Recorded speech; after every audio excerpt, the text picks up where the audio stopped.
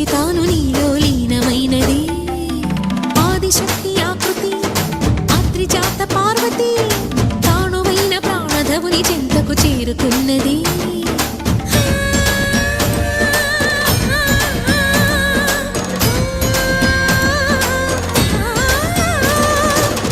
భువికి తరలించేలా ధరణి దివిని తలపించే